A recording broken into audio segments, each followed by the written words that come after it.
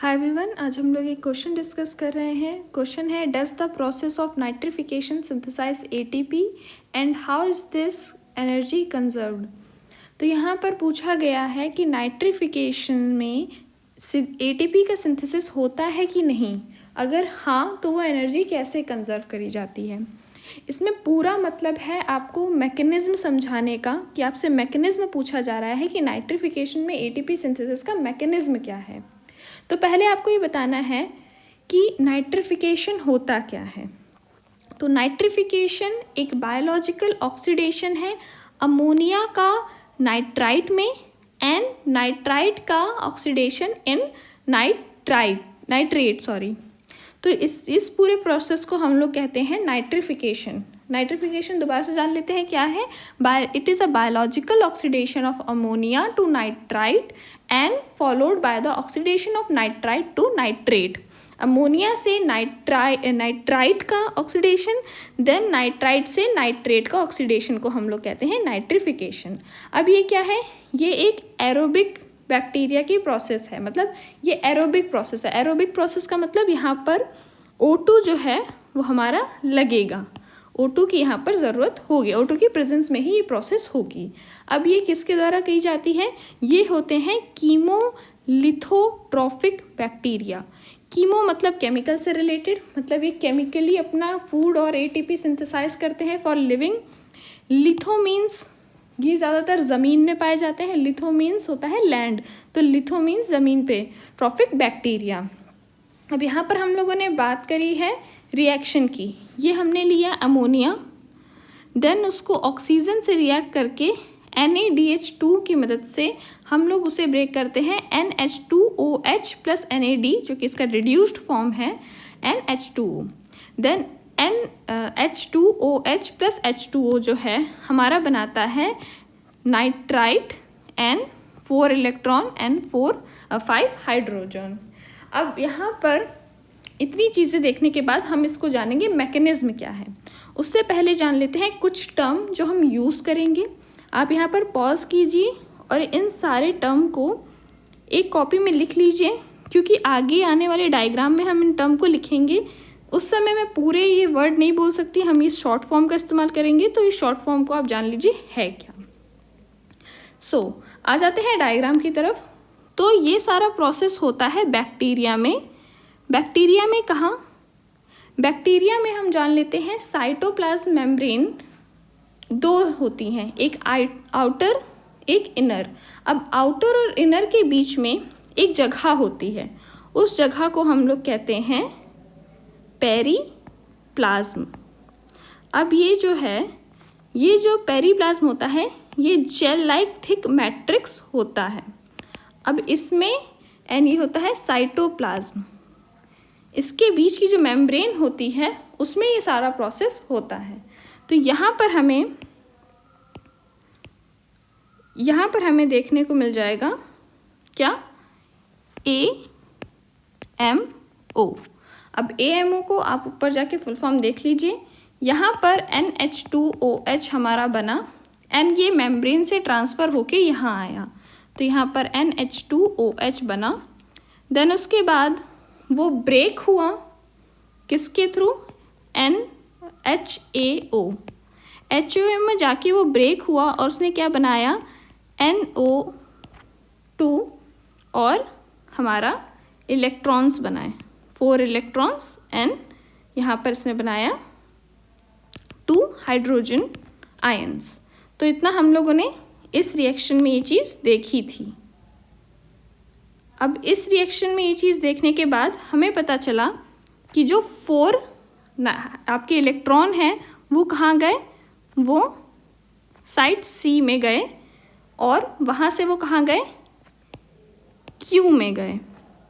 अब यहाँ पर आपका क्या लेफ्ट बचा, NO2 माइनस और 2 हाइड्रोजन आयन हमारे यहाँ पर बचे। अब ये Q में जाने के बाद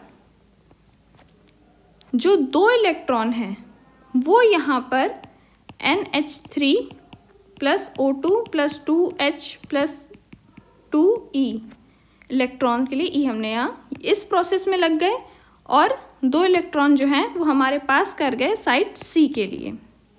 अब यहाँ पर अगर 2 इलेक्ट्रॉन इस मेम्ब्रेन के बाहर गए हैं तो उसकी जगह पे 2 हाइड्रोजन आयन हमारे अंदर भी आएंगे ताकि उसके मेम्ब्रेन के बीच में इलेक्ट्रिकल बैलेंस बना रहे। तो यहाँ पर हमारे 2H आयन और आ गए हैं यहाँ पर। यहाँ पर हमने एक चीज़ देख रहे हैं कि जैसे जैसे ये प्रोसेस हो रही है यहाँ पर जो है हाइड्रोजन आयन का जो कंसंट्रेशन है वो बढ़ रहा है। देन अब जो ये 2 इलेक्ट्रॉन इधर आए हैं वो पास हुए साइट AA3 के लिए एंड देन यहाँ पर उनका रिएक्शन हुआ और उन्होंने वाटर बनाया। ये प्रोसेस हो गई। लेकिन इस सारी प्रोसेस से हमें क्या समझ में आया, यहाँ पर हाइड्रोजन आयन हमें मिला, देन यहाँ से जो हाइड्रोजन आयन मिला, यहाँ पर हाइड्रोजन आयन जो है वहाँ पर कंसंट्रेशन बढ़ने लगा। तो इस मेम्ब्रेन में एक और स्ट्रक्चर हमें देखने को मिलता है जिसको हम कहते हैं ATPase। ये क्या होता है, ये होता है हमारा पंप, प्रोटॉन पंप। अब प्रोटॉन को ये क्या करता है, बाहर निकालता है। अब प्रोटॉन यहाँ पर कंसंट्रेशन ग्रेडियंट के अपोजिट जा रहे हैं तो उससे वजह से क्या होगा, हमें एनर्जी जो है रिलीज होगी। अब एनर्जी जो रिलीज होगी वो क्या करेगी, ADP को ATP में कन्वर्ट करेगी। तो ये हो गया हमारा ATP का फॉर्मेशन, किसमें, जब हम लोग अमोनिया को नाइट्राइट में बदल रहे हैं। तो उस समय जो ATP फॉर्मेशन हुआ उसका मैकेनिज्म होता है ऐसा। अब हम लोग जान लेते हैं जब नाइट्राइट से नाइट्रेट बनता है तब किस तरीके की हमें प्रोसेस देखने को मिलती है। तब भी सेम मेम्ब्रेन में ही प्रोसेस देखने को मिलती है, लेकिन किस तरीके से, यहाँ पर मिलेगा आपको NO, जिससे रिएक्शन के बाद NO नाइट्राइट हमारा देगा क्या, नाइट्रेट देगा। अब इसके कारण 2 इलेक्ट्रॉन निकलेंगे। अब 2 जो इलेक्ट्रॉन हैं वो पास करेंगे साइट C में और यहाँ पर साइट C से वो जाएंगे साइट AA3 में और अगेन वो प्रोसेस होगी हमारी। हाफ O2 + 2H+ वो क्या करेगा, हमारा H2O बना देगा। ये नॉर्मल प्रोसेस हो रही है।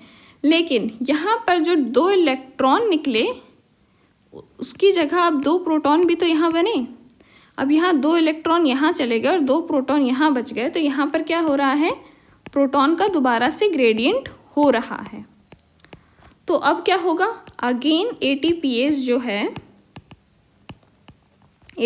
जो है वो हाइड्रोजन को बाहर भेजेगी और उसके कारण क्या होगा, ADP से ATP का फॉर्मेशन होगा। तो इस तरीके से जो है नाइट्राइट से हमारा नाइट्रेट बनेगा। अब ये बात ध्यान रख लीजिए कि नाइट्राइट से नाइट्रेट बनने में ज़्यादा ATPA बनते हैं बजाय अमोनिया से नाइट्राइट बनने के।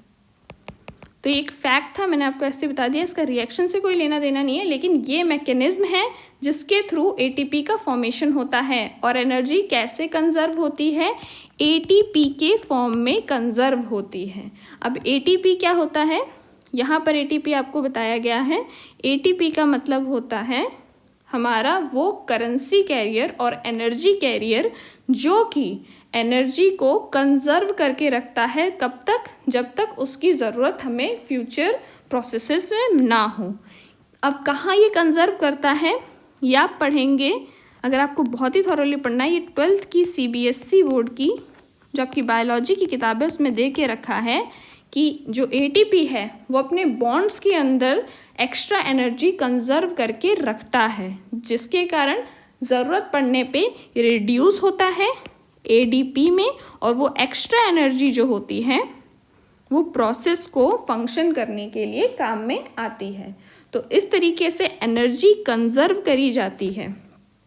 और नाइट्रिफिकेशन में ATP ऑफ कोर्स बनता है, उसका कंजर्वेशन इस मैकेनिज्म के थ्रू होता है और ATP के फॉर्म में वो एनर्जी कंजर्व कर ली जाती है। अगर आपको इस प्रोसेस में थोड़ी सी डिफ़िकल्टी हो रही हो समझने में, तो आप एक बार जाके अनअकैडमी पे मेरा एक कोर्स है जिसमें मैंने इलेक्ट्रॉन ट्रांसपोर्ट सिस्टम समझाया हुआ है बहुत ही थॉरोली। वो बहुत सिमिलर है इससे, बस इसमें अंतर क्या है वो आपका माइटोकॉन्ड्रिया के अनुसार दे के रखा है, क्योंकि वो प्लांट्स के लिए है, और ये आपका बैक्टीरिया के लिए दे के रखा है। तो इसमें बहुत सारे जो हमारे कॉम्प्लेक्सेस हैं वो नहीं हैं, जैसे कि जो हमारा नॉर्मल माइटोकॉन्ड्रिया में एक कॉम्प्लेक्स होता है साइटोक्रोम BC1, हमारा UQX, ये सारे हमारे बैक्टीरिया में नहीं मिलते हैं। इसी कारण हमें ये सिंपलर फॉर्म हमने आपको बताया है। और कोई भी डाउट हो पूछिए, कुछ भी ना समझ में आ रहा हो पूछिए। और this is all for today's video. Thank you so much.